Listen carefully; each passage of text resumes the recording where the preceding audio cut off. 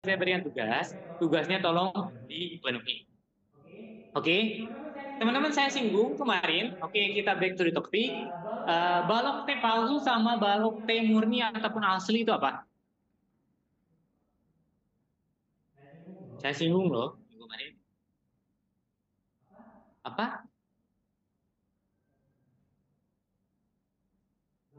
Balok ini sebenarnya itu impossible ada. Maksudnya impossible ada itu apa? Balok itu nggak bakalan bisa berdiri sendiri. Emang ada tak balok yang mengambang seperti itu? Ya nggak ada. Balok di sini kita analogikan bahwa di sini itu ada tumpuan baloknya itu menumpuk. Padahal secara harfiah di lapangan itu nggak ada. Contohnya apa ya? Contohnya balok yang ada di teman-teman numpuk atau nyambung dengan kolom. Dan kolomnya itu numpuk dengan balok yang lain. Kita sebut dengan portal. Jadi nanti teman-teman itu menganalisa gabungan antara balok-balok dan kolom. Hanya di sini kita harus tahu dulu analogi tahap satu, yang mana teman-teman harus memahami perilaku baloknya sendiri. Nah, perilaku baloknya sendiri di sini itu adalah menahan beban. Bebannya itu dari mana? Dari plat lantai. Plat lantainya itu didistribusikan ke balok. Baloknya mendistribusikan beban ke kolom. Karena secara harfiah ini nggak ngerti mana yang nahan, mana yang enggak kan. Tapi setelah ini teman-teman kan paham, oh ternyata beban teman-teman kursi dan plat lantai di sini langsung ditumpuk oleh balok. Ketika baloknya terlalu kecil dimensinya, apa kan yang terjadi? Si plat lantainya itu akan menumpuk bebannya sendiri, yang mana akan didistribusikan ke kolom. Cuman kolom nggak bisa menumpuk area yang terlalu besar, luasan terlalu besar. Akhirnya apa? Kolomnya jatuh atau plat lantai ini jatuh. Ya, itu ya gambarannya. Makanya kenapa kita analogikan, ini perletakan sederhana. Perletakan sederhana biasanya ini ada numpuk atau tumpuan kolom seperti ini. Terus kenapa kita mempelajari simple beam connection untuk mengetahui perilaku baloknya dulu apabila dimensi si baloknya tidak cukup atau perlu dievaluasi. Ya, itu ya pola pikirnya. Makanya kenapa kita menganalisa balok T palsu sama balok T murni. Untuk apa? Karena balok dan plat itu selalu jadi satu kesatuan. Jadi ketika kita sebut ini adalah balok biasa aja, bukan balok T, enggak benar. Kenapa? Karena sebagian areanya plat itu diadopsi oleh balok. Ya, itu evaluasinya. Jadi kalau misalkan kita kembali ke gambar yang ini, kan ada area ya. Area ini sebagian itu masuk menjadi area balok. Jadi balok itu tidak benar-benar kotak seperti ini. Makanya kenapa ada area tambahan di sini. Tapi tidak sepanjang plat itu. Sisanya jadi beban. Paham ya? Sisanya jadi beban, tapi sisanya monolit jadi penampang balok T. Kita sebut. Masuk analoginya sampai sini? Oke ya. Nah, ini ada parameter. Ini nanti langsung saya bahas di soal saja. Ketika kita menemukan contoh soal yang seperti ini, teman-teman, ini desain evaluasi. Saya nanya seperti ini supaya teman-teman nggak keliru. Karena kerjaan teman-teman itu ngedesain atau ngevaluasi itu toh nggak ada lagi. Kenapa evaluasi? Karena penampangnya sudah diketahui. Ya, nah, karena penampangnya sudah diketahui, informasi beban juga sudah diketahui. Berarti kita tinggal mengevaluasi section atau dimensi tersebut. Nggak peduli dia akan runtuh ataupun tidak. Ya, itu yang harus diperhatikan. Nah, kemudian kita selesaikan. Ini saya yakin teman-teman udah bisa. Karena menentukan penampang ini kan menentukan nilai D-nya. Aman ya sampai sini ya? Nggak akan saya bahas lagi. Selesai ya? Berarti kan kita sengkangnya D10, kemudian tulangan utamanya itu D19 ya. Itu dapat dari mana? Ini asumsi saja. Nah, karena yang diketahuinya itu adalah bentang L-nya itu adalah sekian, kemudian ini adalah parameter-parameter beban. Contoh misalkan ini tebal plat yang akan jadi beban, penutup lantai itu 10 mili, berarti kan secara total jadi 130. Ini informasi-informasi yang akan menentukan dimensinya. Jadi clear di bagian awal. Teman-teman bisa gambar section yang ini. Ya, bisa gambar section yang ini. L-nya berapa? Diketahui. Cuman kita nggak mengetahui reaksi di A sama reaksi di B. Untuk apa? Untuk mengetahui dengan panjang sekian, dia akan mengalami deformasi berapa, tahan atau enggak dengan bebannya. Lah, kan kita nggak mengetahui tahan atau tidak. Iya, tapi mengetahui nilainya. Momennya itu berapa? Gayanya itu berapa? Gaya dan momen itu nanti akan terrepresentasi ke si siapa? Si penampang atau secara keseluruhannya. Ya. Nanti mungkin minggu depan saya akan ilustrasikan beberapa bangunan yang ada, kemudian melihat bentukannya itu seperti apa ya. Jadi tergambar, teman-teman. Sekarang hitungnya dulu. Nah, untuk penentuan D, untuk penentuan D berarti kan H dikurangi selimut, ini kan posisi ini ya, penentuan ini. Aman ya? Nggak selesai bahas. Nah, yang akan saya bahas itu adalah ini. Pemeriksaan lendutan. Karena kita sudah tahu bentangnya itu berapa, bebannya itu berapa, dan dimensi penampangnya itu berapa, berarti kita menggunakan konsep H minimum. H minimum karena apa? Karena L-nya sudah diketahui. Kita pakailah L per 16. H minimumnya. Oh, L per 16, L-nya itu adalah 9 meter. 9 meter kita rubah ke dalam mili. Ya, kalau nggak dirubah ke mili pun nggak jadi masalah. Cuman nanti kan dalam meter satuan. Ya.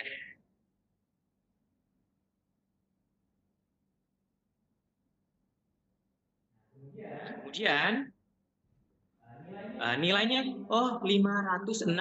Oh, ternyata dengan bentang sekian nanti akan menghasilkan nilai H yang sekian. Berarti yang direncanakan H-nya itu adalah 600 sudah masuk. Ya. Berarti di tahap ini teman-teman udah oke. Beda cerita. Kalau H-nya saja udah masuk, berarti teman-teman nggak usah melanjutin hitungan yang selanjutnya. Paham? H-nya sudah tidak memenuhi, berarti harus direvaluasi. Ngapain? Hitung panjang-panjang. Jadi stop di bagian ini. Ini adalah praktis evaluasi praktis. Ya, praktis evaluation yang mana kita melihat dari item yang diketahui ini aja sementara. Untuk apa? Untuk menentukan nilai H-nya. Kenapa? Karena H itu akan menentukan balok tersebut itu berdeformasi dan memenuhi kapasitas bebannya. Hanya berdasarkan bentang saja. Paham ya? Contoh di jembatan, saya selalu ngitung. Deformasi jembatan itu berapa? Coba aja hitung. L per 40 bisa. Oh, nilainya 30 cm. Bener tak? 30 cm. Teman-teman pernah ngerasain nggak berdiri di jembatan, jembatannya itu goyang? Pernah nggak? Pernah tidur di jembatan nggak? Siapa tahu mau bunuh diri. Mungkin karena saya suka menguji jembatan ya. Saya menguji jembatan, beberapa kali menguji jembatan. Menguji jembatan itu adalah saya ngasih beban yang paling maksimum di kendaraan, di tronton yang besar, terus disuruh lewat, terus dikasih umbakan nanti resonansinya atau getarannya itu berapa dan deformasinya itu berapa. Cara hitungnya gimana? Saya pasang alat yang namanya itu LVDT. LVDT itu untuk mengukur lendutan di bawah. Berarti ada orang di bagian bawah supaya mengukur dulu pakai meteran. Sekarang kan nggak ada alat. Pasang alatnya, lendutannya sekian. Saya simpan di tengah bentang dengan hitungan L per sekian tadi. Lah, kelebihan udah selesai. Pekerjaannya gitu dulu. Sederhana. Itu di lapangan. Kalau nguji si lendutan di jembatan. Kalau di gedung sama, diberikan beban. Bebannya apa kalau di gedung? Ada yang kebayang nggak? Kalau di jembatan kan tinggal undang tronton, saya kasih beban, mau kasih kerikil yang banyak misalkan, itu suruh lewat. Saya tahu trontonnya itu berapa ton. Tapi kalau di gedung, gimana caranya? Contohnya di balok, gimana caranya? Saya harus undang kak, atau bawa gajah kan naik ke gedung? Enggak kan? Saya harus undang semua orang untuk naik ke gedung, enggak kan? Caranya itu pakai air. Saya siapin galon, kalau bisa galon ya. Saya siapin plastik yang besar, saya masukkan di situ air ataupun pasir. Yang gampang yang mana? Kan gampang kan air ya, nggak usah naik turun orang pakai selang, tinggal dibebani di sana. Ya tinggal dikalikan volumenya. Nah, ini contohnya. Itu di lapangan aktualnya seperti itu. Untuk apa? Untuk uji deformasi. Ini pun berlaku di sini dengan konsep yang sederhana praktisnya. Ya, dari untuk penentuan. Nah, ini sebenarnya tarikannya itu adalah dari deformasi. Hanya kita rubah ke dalam tentang pecahan. Ya. Ini clear ya nomor satu ya. Kemudian ini adalah transfer beban plat ke balok. Ini ilustrasi transferingnya. Maksudnya itu apa transferring? Transferring di sini itu adalah balok itu nggak bakalan tiba-tiba dibagi empat kayak gini. Sisanya masuk ke sini, sebagian masuk ke sini. Enggak. Kita asumsikan beban balok tersebut itu berdiri sendiri. Makanya kenapa kita gunakan konsep yang ini. Konsep yang ini. Konsep trapesium sama segi tiga. Jadi ada bagian secara penuh langsung masuk ke balok terpanjang. Kita jadikan beban trapesium. Kenapa? Karena kalau dibagi empat saja nggak bakalan masuk. Tiba-tiba dibagi empat kan, lah terus areanya itu masuk ke mana gitu kan bingung. Yang kalau misalkan dibagi empat kayak gini, lah berarti kan ada area ke sini, ada area yang ke sini. Bingung justifikasinya. Emang bener Pak kayak gitu? Ini adalah pendekatan atau approaching. Faktanya ada mungkin yang area sini pun terbebani seperti itu, cuman ini adalah pendekatan pembebanan dari apa? Dari area, dari hitungan matematis. Ya. Jadi segala sesuatu hitungan kita itu harus didekati dengan hitungan matematis. Ini contohnya. Pak, kalau kotak gimana dong? Ya berarti kita samakan segitiga semua. Ya. Pak, kalau bulat bangunannya gimana dong? Gimana coba kalau bulat?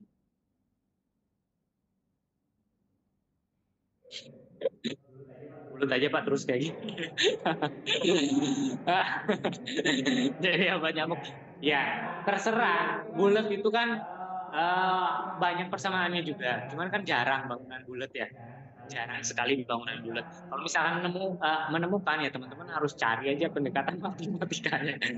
Saya pun ya harus cari pendekatannya terlebih dahulu untuk itu. Karena yang sering banyak ditemukan itu adalah yang seperti ini. Ya. Teman-teman yang online kalau misalkan tiba-tiba mati bisa join dengan yang sama. Oke. Nah, ini adalah perhitungan momen yang selalu dipakai.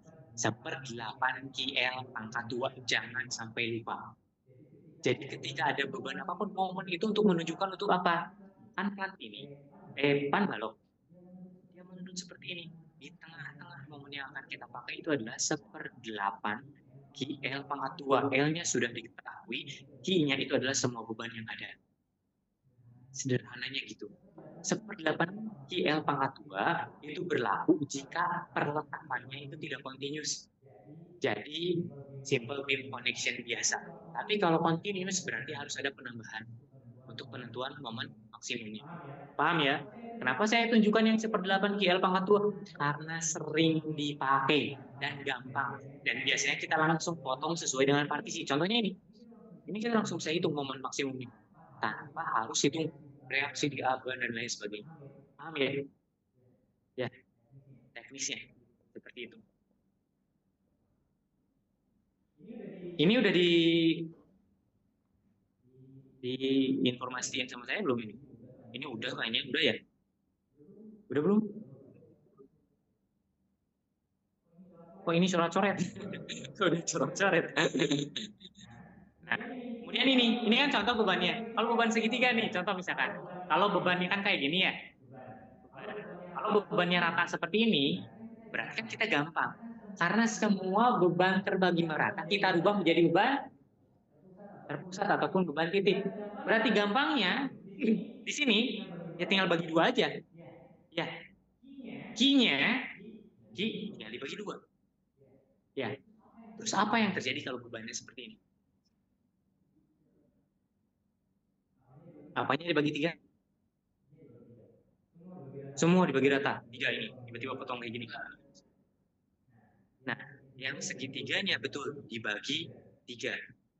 Kenapa? Karena konsep segitiga matematika. Kita asumsikan area ini kita mempunyai 3 section. Contohnya itu apa? Kalau misalkan di titik ini ke arah sini, berarti nilainya berapa? Kalau kita bagi 3, nilainya berarti jadi 2/3. Yang satunya itu adalah 1/3. Kalau kita gabungkan jadi 3/3 kan? Jadi 1. Jadi nilai P ini kan kita udah tahu, udah punya nilai P-nya. Nilai P-nya itu cuman kan dikalikan dengan jarak untuk apa? Untuk mendapatkan momen. Ya, beban sendiri itu tidak akan berpengaruh apabila tidak dikalikan dengan jarak. Contoh misalkan mobil atau motor jatuh, misalkan nggak akan berpengaruh kalau dia nggak mempunyai jarak jatuhnya. Teman-teman pernah berpikir nggak jatuh tapi nggak berjarak?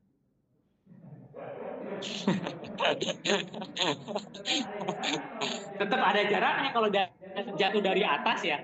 Jatuh ke bawah kan jaraknya, jaraknya tingginya. Ya. Segala sesuatu gaya apapun kita asumsikan kan nilai gaya itu sendiri nggak berpengaruh. Tapi dia akan berpengaruh ketika mempunyai jarak. Nah, cara ngitung jaraknya gimana? Makanya jaraknya kita gampangannya, jaraknya itu adalah ke titik matinya, yaitu adalah ke titik perletakannya. Titik perletakannya di sini itu adalah titik A. Nah, jaraknya itu berapa ngitungnya? Kita tahu jarak totalnya itu adalah 9. Berarti untuk mengetahui jarak sisinya, berarti tinggal 3 dikalikan dengan 2/3. Ya, berarti jarak sisinya itu adalah ya berapapun nanti jarak ataupun nilai. Untuk nilai P-nya, berarti ya tinggal dihitung dulu aja nilai P-nya itu berapa atau Q-nya itu berapa. Atau dijadikan variabel terlebih dahulu. Ya, sampai sini ada yang ditanyakan? Sembari saya minum.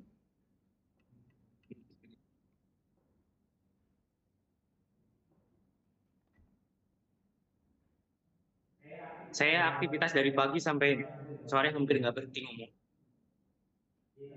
Jadi tenggorokan saya nggak tahu tiba-tiba nggak nyaman. Jadi kalau bahasa Inggrisnya my body is not delicious ya.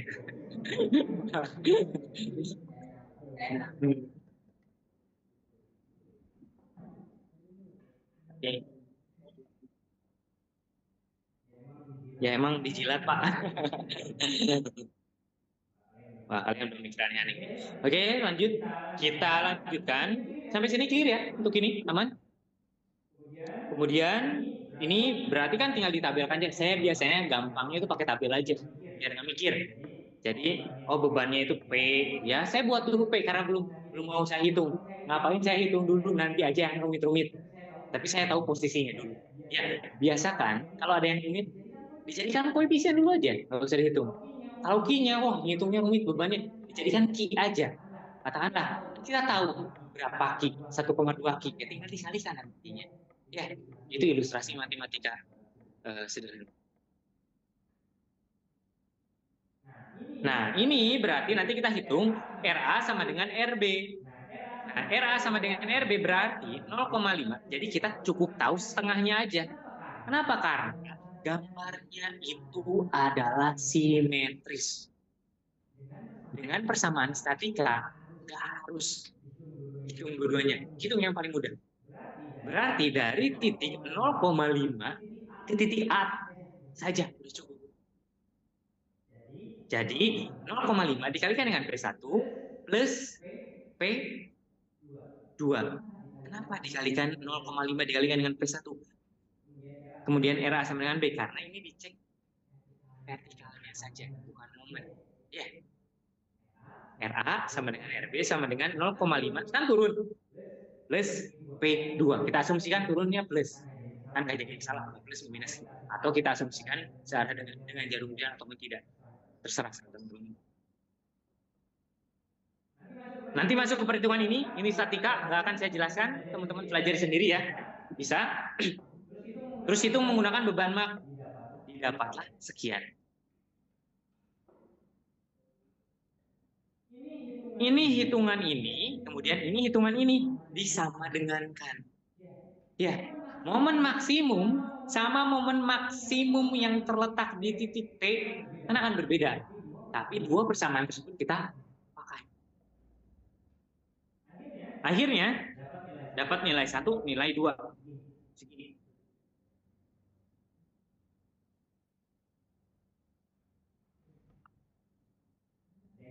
Ada yang tanyakan sampai sini? Aman? aman. Pengolahan beban ini juga aman. Sudah saya jelasin ya. Untuk hitung beban PJ beton 0,12. Kenapa dikalikan dengan kenapa ini? Coba saya tanya. Kenapa 0,12 dikalikan dengan 24? Sama? Kenapa 24?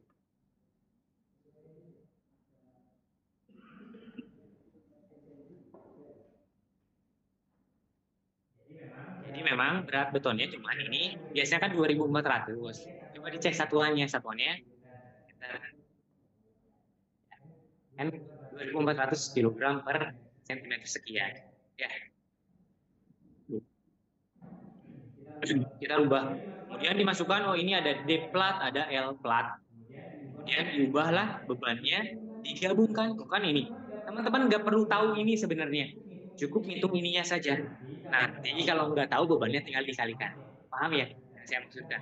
Nggak harus semua step itu dipahami. Ya. Ini juga clear. Jadi nanti beban perlunya secara total itu akan diketahui. Ini yang dimaksud dengan beban kombinasi. Ya, beban kombinasi 1,2 D plus 1,6 L yang selalu dipakai. Yaitu pada kondisi servis atau pelayanan.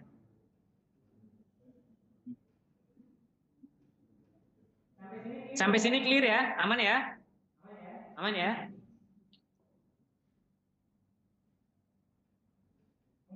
Kemudian kita hitung momen positif LN. LN itu apa? Kita lihat gambar yang bagian atas. Nah, ini ada mana LN? Ini tahu ya sekarang LN. LN itu ada lengan. Kan balok itu berarti kan kita sebut dengan panjang balok.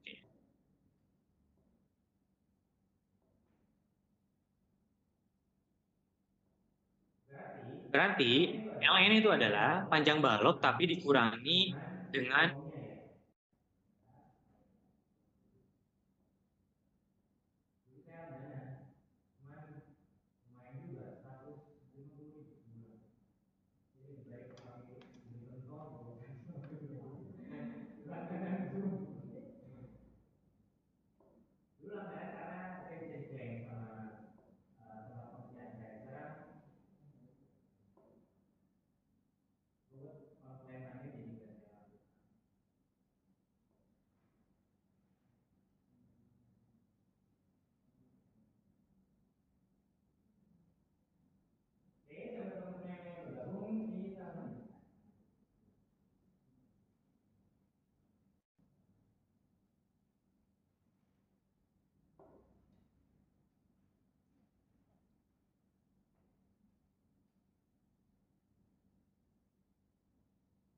harapannya teman-teman nanti jadi pengusaha di bidang teknik sipil atau apa gitu. Terus Pak saya ada kerjaan Pak, bisa tolong dikerjain, saya kasih 1 M misalnya. Wah, luar biasa kan kayak gitu. Karena saya dulu pernah dikasih kerjaan sama mahasiswa. Dulu saya pernah dikasih kerjaan sama mahasiswa.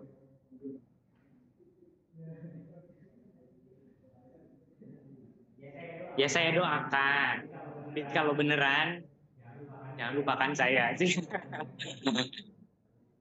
Oke. Oke, makanya kenapa kita hitung nilai ini, LN-nya itu adalah 8,4. Kenapa 8,4? Karena dikurangi oleh lebar dari kolom. Ya, seperti yang saya sampaikan, balok itu nggak bisa berdiri sendiri. Makanya apa? Buktinya hitungannya juga dikurang sama kolom tadi. Ya. Karena panjang itu adalah panjang total bangunan. Kan bangunan itu kalau diukur area terluar ke area terluar, bukan as ke as ya. Tapi kita tukang ukurnya itu adalah as ke as. Terus tiba-tiba apa namanya kolomnya kan besar-besar gitu kan, ya bangunannya jadi semakin kecil ataupun areanya. Nah kemudian momen pos perlu ini dilihat dapatlah sekian, kan besar ya teman-teman. Nilainya kenapa? Karena L yang dipakai itu adalah L baru. Sampai sini aman? Kemudian nilai ini dikalikan dengan koefisien atau faktor reduksi. Faktor reduksi itu adalah 0,9. 0,9 itu adalah yang namanya fungsi dari balok untuk kebutuhan momen ultimate-nya. Jadi segala sesuatu itu pasti akan ada reduction factor. Contoh misalkan teman-teman kalau dulu waktu SD disuruh sama ibu beli apa ke pasar, terus kan pasti terpotong kan jajan. Ini contohnya. Sama, sama di lapangan pun sama. Jadi akan ada pengaruh terkena reduksi, nggak akan sama 100%. Contoh uang dari bank juga kan dikasihkan misalkan masih keras, di pembelajaran kedua akan tambah kusut dan nggak bisa dipakai misalkan contohnya seperti itu. Itu sederhananya seperti itu. Saya memberikan ilustrasi sederhana. Padahal untuk menentukan faktor ini itu adalah ada parameter peninjauan yang lainnya yang teman-teman nggak usah tahu. Ya, cuman inti aja pakai intinya itu adalah faktor pengurangan. Ya.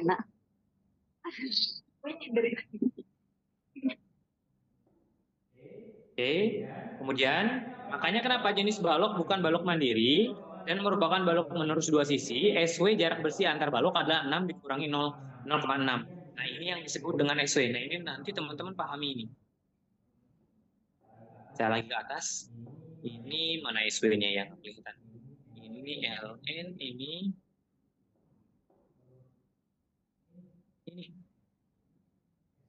SW. Itu adalah area sebelum kolom. Kan ada dua sisi area ya. Area samping sini sama sini.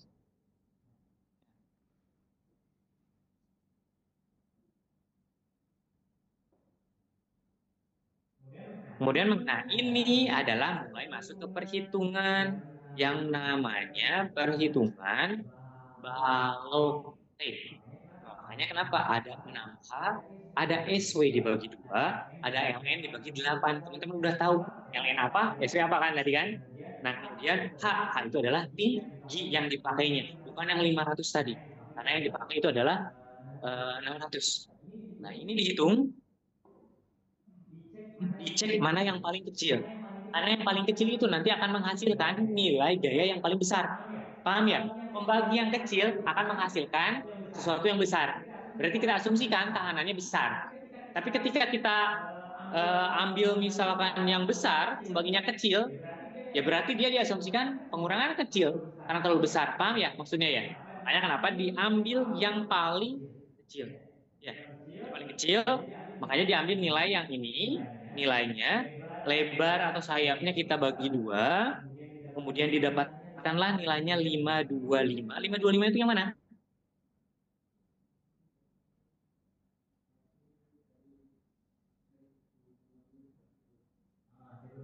1050 bagi 2. 1050 itu dari ini kan. Nah, kalau misalkan diposisikan di sini.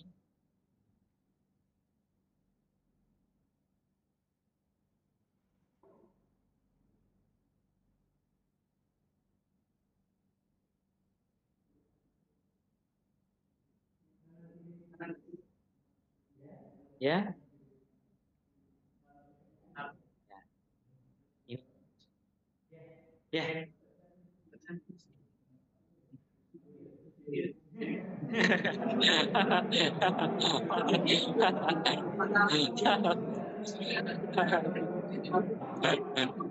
Nggak apa-apa, bener ya Mas?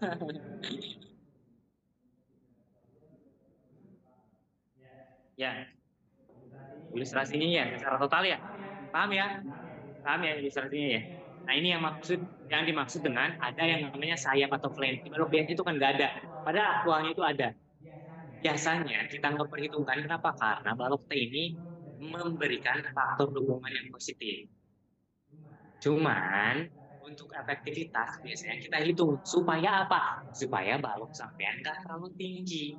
Kalau terlalu tinggi, biasanya di rumah-rumah kan nggak kayak gini ya. Biasanya kan ditutup sama plafon. Ya, supaya apa? Supaya indah dipandang misalkan. Kalau kayak gini ditutup plafon, area terbukanya gede kan? Sia-sia gitu. Berarti rumah kalian semakin pendek. Ya, itu contohnya. Tapi ketika teman-teman bisa lebih efektif, kan tingginya bisa dikurangi. Ya. Jadi rumah kalian tetap pendek gitu. Jadi murah.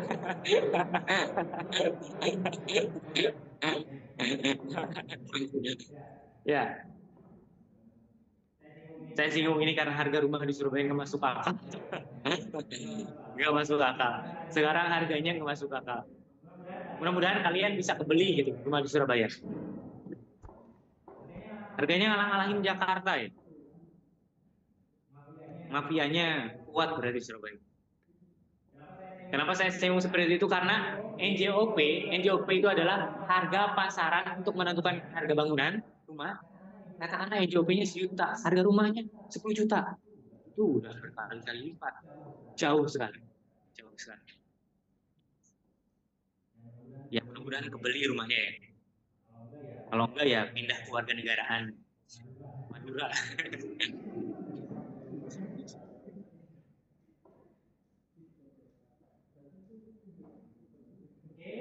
Oke, kemudian ini aman ya. Berarti nanti pemeriksaan balok T palsu ini sama konsepnya. Kan ada area compression. Area compression itu adalah 0,85 dikalikan dengan F aksen C dikali A dikalikan dengan B.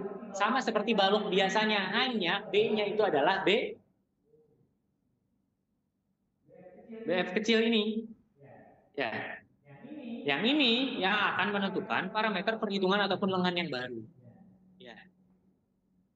Oke, ini aman? Nah, ini saya langsung berikan aja ya. Ini udah banyak ilustrasi karena ke bawah itu kurang lebih sama seperti perhitungan balok. Hanya perhitungannya itu adalah penambahan sayap yang bagian atas. Nah, saya menjelaskan tugas dulu ya. Biar kalau tiba-tiba terputus teman-teman sudah mempunyai tugas untuk minggu depan. Karena minggu depan minggu 14, minggu ke-15, minggu ke-14 akan saya cek. Minggu ke-15 nanti mungkin kalau materi kita komplit, kita akan masuk ke software.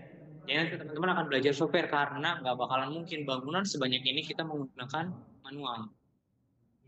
Ya, zamannya dosen saya mungkin manual, tapi zamannya saya udah masuk perhitungan dengan software. Untuk apa? Untuk mengkonfirmasi. Cuman teman-teman harus tahu, jangan sampai software itu kan banyak yang bajakan. Yang bajakan itu nggak bisa dibandingkan. Contoh misalkan teman-teman ada software SAP atau apapun yang bajakan, nilainya itu nggak sama dengan hitungan manual.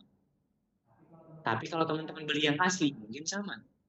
Tapi kalau yang bajakan, karena kan tracknya nggak lengkap dan lain sebagainya. Kalau di perhitungan teknik, itu nggak diperkenankan beli bajakan. Karena terjadi seperti itu. Ya, itu ya. Tapi kalau Microsoft Word itu ya terserah. Tapi kalau mau beli juga ya terserah. Oke ya. Oh ya, tugas dulu ya. Nah ini ini gampang aja. Tolong kerjakan, bisa di Excel dulu aja. Saya minta teman-teman paham step dan step by stepnya. Ini tolong L-nya plus NPM terakhir, tapi 0, jadi kalau misalkan L-nya itu 9 plus misalkan NPM-nya itu adalah 3, berarti 9,3. Tapi kalau misalkan 0, pilih maju ke depan. Maju ke depan, nggak ada yang 0.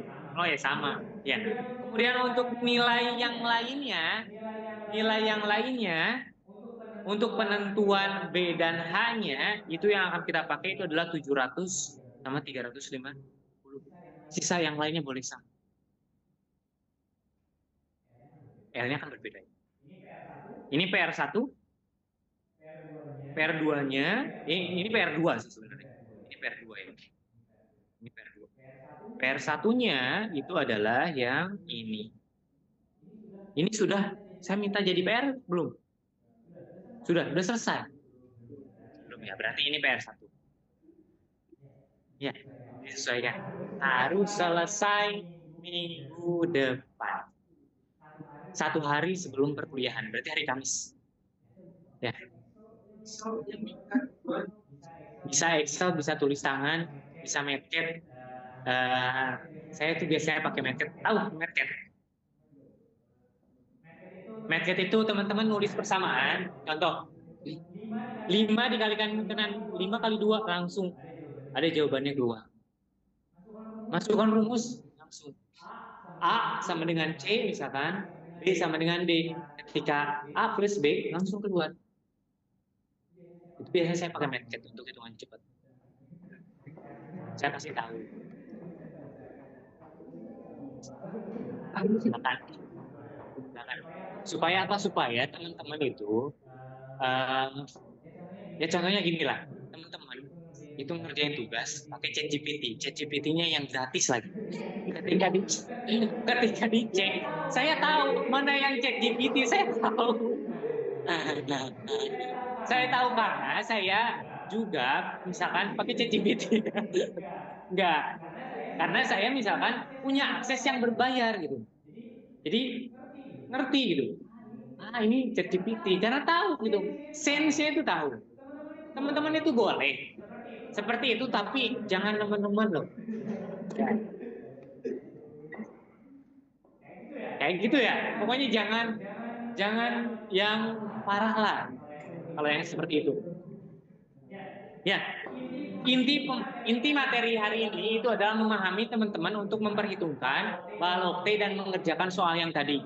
Teman-teman akan lebih paham sampai ke gambar. Kebanyakan yang bermasalah itu cara menggambarnya. Nanti akan saya ilustrasikan minggu depan. Ya, teman-teman kerjakan terlebih dahulu itemnya 2 soal yang tadi. Nanti akan kita bahas, bisa dikerjakan dalam bentuk Excel, tapi saran saya teman-teman kerjakan sendiri. Kenapa? Jangan nge-copy punya orang lain supaya tahu. Ketika teman-teman tahu tahapannya, mau mengerjakan seberapa banyak, teman-teman akan paham mana yang salah. Itu yang saya lakukan.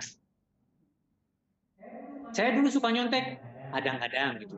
Cuman apapun itu saya tugasnya saya coba kerjakan sendiri biar paham atau nempel. Makanya kenapa? Perasaan gak kayak gini gitu. Makanya itu yang membuat saya bisa berpikiran seperti itu. Nah, teman-teman juga sama. Ya, itu namanya adalah judgement. Judgement terjadi harus ada proses. Itu seperti itu. Oke, teman-teman, itu untuk perkuliahan malam hari ini. Ada pertanyaan? Teman-teman online ataupun offline?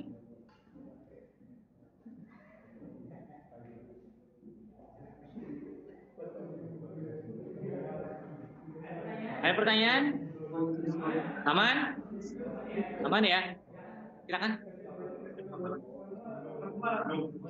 Boleh. Bisa pakai Excel juga. Jadi masalah nanti ujiannya nanti ya final projectnya tulis tangan.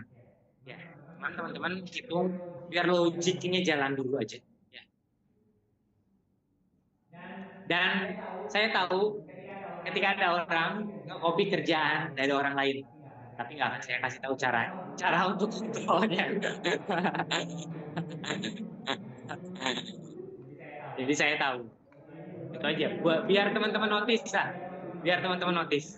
Karena beberapa tugas yang teman-teman lakukan dikumpulkan ada yang seperti itu. Oke, kalau tidak ada jangan lupa isi presensi. Kalau presensinya belum terbuka nanti saya bukakan. Saya nggak terlalu mempermasalahkan malah presensi.